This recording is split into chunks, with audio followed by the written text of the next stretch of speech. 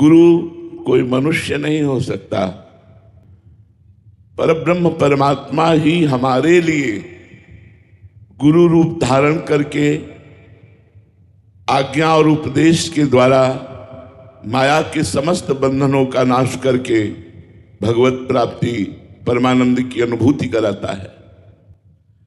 हरिवंश महाप्रभु ने कहा, यदि इस प्रेम रस को प्रियाजू के चरणारविंद को प्राप्त करना है, हम अपने परिवार को भगवत स्वरूप देखें। ये भाई पत्नी पुत्र पिता माता रिश्ते नाते ये मायामय हैं, आज है कल बिछुड़ जाएंगे, लेकिन यदि भगवत स्वरूप देखेंगे तो हमें मोह नहीं होगा। यदि मोह नहीं हुआ तो प्रेम प्राप्त हो जाएगा। जब तक मोह नष्ट नहीं होता तब तक जीव को यही लगता है कि मनमानी भोग मिल जाए और हम सुखी हो जाएंगे। नहीं, महाप्रभु कहते कैसे सुखी होगे? पुत्र के रूप में प्रभु पधारे हैं।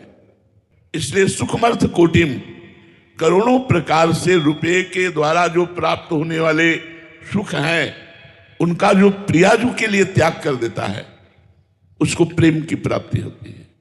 तीसरा, ये बड़ी सावधानी की बात है, प्रियालाल के चरणों के आश्रित हैं। अब हमको किसी अन्य सत्संग या साधना का आश्रय नहीं लेना चाहिए, क्योंकि उसके द्वारा हमारी उपासना में बाधा पड़ जाएगी।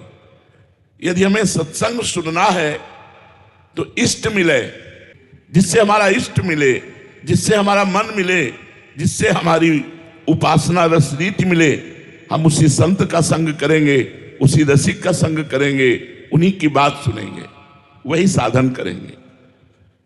अष्टांग योग, सांख्य योग और भी बड़ी बड़ी साधनाएं हैं, इनके द्वारा मोक्ष प्राप्त किया जा सकता है, लेकिन प्रियाजू नहीं, प्रियालाल नहीं, वृंदावन का प्रेम रस नहीं, वृंदावन की दिव्य लीलाएं नहीं, वृंदावन का दिव्य प्रेमानंद सुख नहीं। इसलिए महाप्रभु ने 3 बातें कही, परिवार के मोह का त्याग, रुपये के द्वारा भोग का त्याग और साधना के द्वारा अन्य सुखों की आशा का त्याग। श्री जी के चरणों का प्रताप उस उपासक के जीवन में प्रकट होगा और वो बिना किसी साधना के बड़ी उत्तम गति और बड़ा उत्तम उन्नति और सुख को प्राप्त करेगा। इस लोक में भी सुख, उन्नति और परलोक में प्रियाजू की प्राप्ति। बस आवश्यकता है, जो हमारा वास्तविक स्वार्थ है वह है जन्म मरण से मुक्त हो जाना, विपत्तियों से, संकट से, चिंता से, शोक से, दुख से मुक्त हो जाना। ये रुपए के बल से नहीं हो सकते, ये बुद्धि बल से नहीं हो सकते। मेरे बल श्री वृंदावन रानी, ये हमारा बल काम करेगा। ये रुपए का बल नहीं, धन का बल केवल लौकिक वस्तुएं और वो भी नाशवान। इसलिए धन की चिंता ना करो, परिवार से मोह मत करो, सबको भगवत स्वरूप समझो, स्वार्थ का त्याग करके परमार्थ पथ के, अध्यात्म पथ के पथिक बनो, निरंतर नाम जप करो।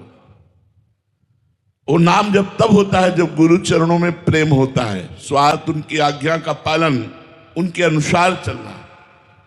हमारी बात मान लो, जो रोज चतुरासी जी का संपूर्ण गायन करता है वो 84 लाख योनियों से मुक्त होकर प्रिया प्रीतम को प्राप्त होता है।